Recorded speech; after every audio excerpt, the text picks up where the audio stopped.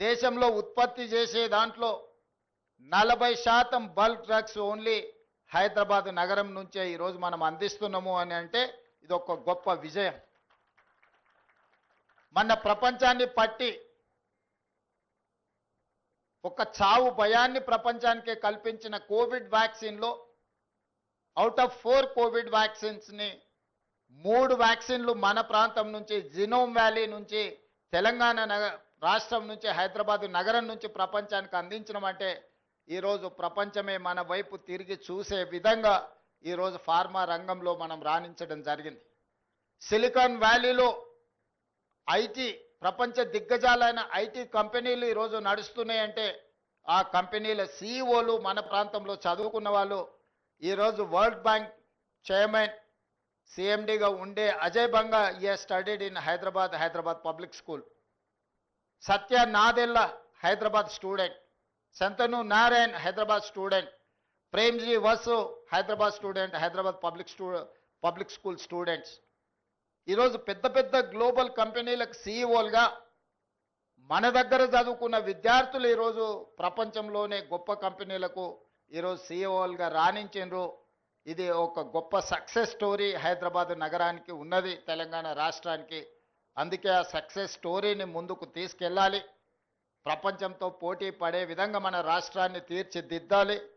తెలంగాణలో ఉండే నిరుద్యోగ యువకులకు లక్షలాది ఉద్యోగాలను ఈరోజు ప్రైవేట్ పరిశ్రమలలో కల్పించాలి. ప్రభుత్వ ఉద్యోగాలే కాదు, మిత్రులు శ్రీధర్ బాబు గారు చెప్పినట్టు తెలంగాణ రాష్ట్ర ప్రభుత్వము ఇప్పటి వరకు 75,000 ప్రభుత్వ ఉద్యోగాలు ఇచ్చింది. భవిష్యత్తులో ఇంకా వేలాది ఉద్యోగాలు ఇచ్చినా 30 లక్షల నిరుద్యోగ యువకులు తెలంగాణ రాష్ట్రంలో ఉన్నారు.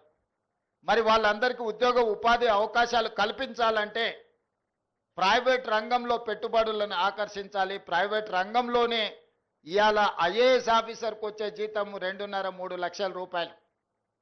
కానీ అదే ఒక ప్రైవేట్ కార్పొరేట్ కంపెనీలో ఈరోజు మనం పత్రికలలో చూస్తున్నాం, సంవత్సరానికి వాళ్ళ ప్యాకేజీలు 5 కోట్లు 10 కోట్ల రూపాయల ప్యాకేజీలు వస్తున్నాయి. రీసెంట్గా IIT స్టూడెంట్కి 1.5 crore ఆయన ప్యాకేజ్ వచ్చిందంటే నెలకు వాళ్ళ జీతభత్యాలు ఎంత వస్తున్నాయో చూడండి.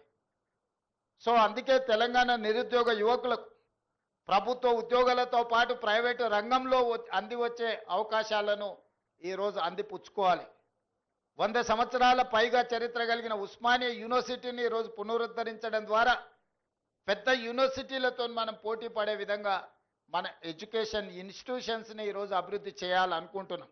అందుకే ఈరోజు తెలంగాణ ఎడ్యుకేషన్ పాలసీని అడాప్ట్ చేసుకోవాలని ఈరోజు మనం ఒక కమిటీని అపాయింట్ చేసినాం. తెలంగాణ ఎడ్యుకేషన్ పాలసీని కూడా తొందరలోనే తీసుకురాబోతున్నాం. యంగ్ ఇండియా స్కిల్స్ యూనివర్సిటీతో పాటు young India sports university, young India integrated schools, ఇవన్నీ కూడా తెలంగాణ రాష్ట్రాన్ని అభివృద్ధి చేయడానికి భవిష్యత్ ప్రణాళికల కోసం ఈరోజు తెలంగాణ రాష్ట్ర ప్రభుత్వం ముందుకు వస్తున్నది. అదేవిధంగా నిన్నమన్న సొంత రాష్ట్రంలో కానీ పక్క రాష్ట్రంలో కానీ నీటి వివాదాలకు సంబంధించి పదే చర్చలు జరుగుతున్నాయి. నేను ఈ వేదిక మీద నుంచి ఈ రాష్ట్రంలో ఉండి పక్క రాష్ట్రంలో రాజకీయ పార్టీలలో ఉన్న ప్రజాప్రతినిధులకు ఒక సూచన చేయదలుచుకున్నా, ఒక విజ్ఞప్తి చేయదలుచుకున్నా. మీకు పంచాయతీలు కావాలన్నా నీళ్లు కావాలన్నా అని ఎవరైనా నన్ను అడిగితే తెలంగాణ రాష్ట్రానికి నీళ్లు కావాలని నేను కోరుకుంటా. మీకు వివాదాలు కావాలన్నా, మీకు పరిష్కారం కావాలన్నా అంటే నేను పరిష్కారం కోరుకుంటా. నీళ్ల వివాదం ముసుగులో రాజకీయ ప్రయోజనం పొందాలి అని మా ప్రభుత్వం మా పార్టీ భావించడం లేదు. 2 రాష్ట్రాల మధ్యలో ఉండే సమస్యల్ని శాశ్వతంగా పరిష్కరించాలి అని తెలంగాణ ప్రత్యేక రాష్ట్రాన్ని శ్రీమతి సోనియా గాంధీ గారు కాంగ్రెస్ పార్టీ ఇచ్చింది. కాబట్టి నీళ్ల విషయంలో వివాదాలు, నీళ్ల విషయంలో రాజకీయ లబ్ధి కోసం ఆలోచన చేయొద్దు. రాజకీయాలకు అతీతంగా మనం ఈరోజు ఆలోచన చేసుకొని పరిష్కరించుకోవాలి. ఈ పరిష్కారాలకు చర్చలు ఒక్కటే పరిష్కారము. న్యాయస్థానాల దగ్గరనో ఇతరుల దగ్గర పోయి పంచాయతీ తెంచుకునే కంటే మనమే కూర్చొని మన సమస్యల్ని సామరస్యపూర్వకంగా పరిష్కరించుకోవాలనేదే మా విధానము.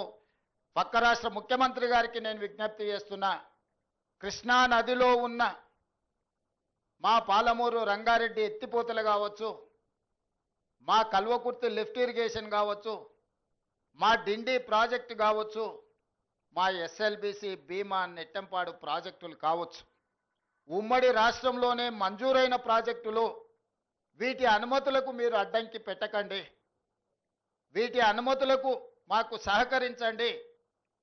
ఉమ్మడి రాష్ట్రంలో ఉన్నప్పుడే మంజూరైన ఈ ప్రాజెక్టులకు ఆంధ్రప్రదేశ్ రాష్ట్రం నుంచి అభ్యంతరాలు రావడం వల్ల ఎన్విరాన్మెంట్ క్లియరెన్సులు కానీ సిడబ్ల్యూసి క్లియరెన్సులు తెచ్చుకోవడంతో మాకు సమస్యగా మారింది.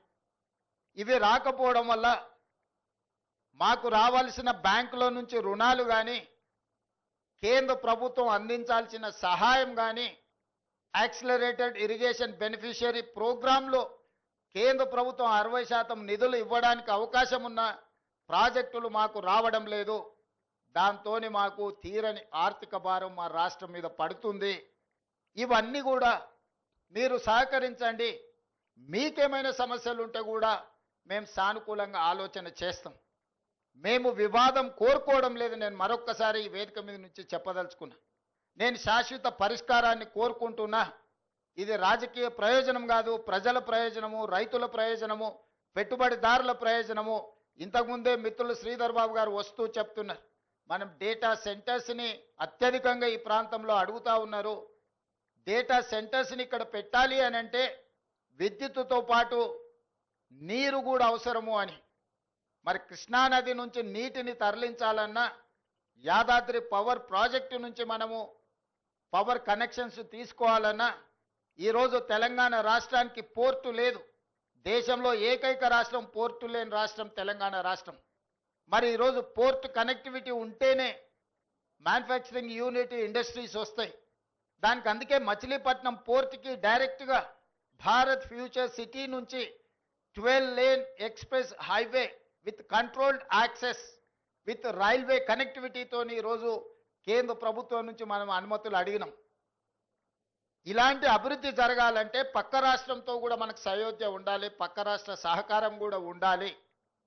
పక్క రాష్ట్ర సహకారం లేకుండా, సయోధ్య లేకుండా మచిలీపట్నం పోర్టు కానీ కృష్ణపట్నం పోర్టు కానీ పోర్ట్ కనెక్టివిటీ తెలంగాణ రాష్ట్రానికి రాదు. తెలంగాణ రాష్ట్రానికి పోర్ట్ కనెక్టివిటీ రావాలంటే పక్క రాష్ట్ర సహకారం ఉండాలి. అదేవిధంగా పక్క రాష్ట్రానికి కూడా అమరావతి అభివృద్ధి చెందాలంటే హైదరాబాద్ సహకారం ఉండాలి. నగరం అభివృద్ధి జరగాలంటే భవనాలు కడితే సరిపోదు. భవనాలలో వచ్చే పరిశ్రమలు, సాంకేతిక నైపుణ్యం ఉన్న సిబ్బంది కూడా అవసరం. వాళ్ళు హైదరాబాద్ నగరంలో ఉన్నారు.